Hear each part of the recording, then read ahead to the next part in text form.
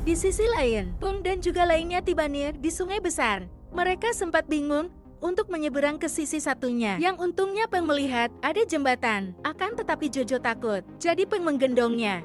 Setelah berhasil menyeberang, ialah memanggil orang tuanya. Namun tiba-tiba seekor hyena justru menyerangnya. Ternyata ia adalah Luazi, saudaranya Niala. Lalu tidak berapa lama orang tua Niala muncul. Mereka pun temu kangen. Tidak lupa Niala memperkenalkan Peng dan juga Jojo. Kemudian para hyena mengadakan acara kembalinya Niala.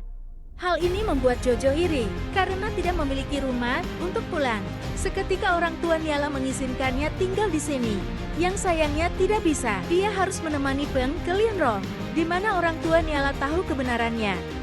Waktu itu Niala dan Ade bermain bersama di hutan, sampai orang tua Ade mencarinya.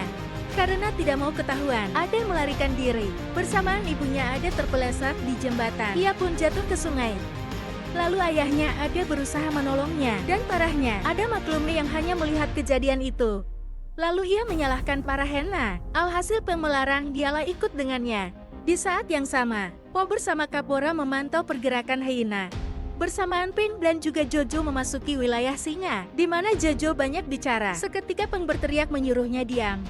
Akibatnya mereka ketahuan oleh Kapora dan juga Po. Lalu Peng ditangkap, sementara Jojo berhasil melarikan diri. Setelah itu Peng dibawa ke Lionrock, di mana ia bahagia dapat bertemu kembali dengan Silong.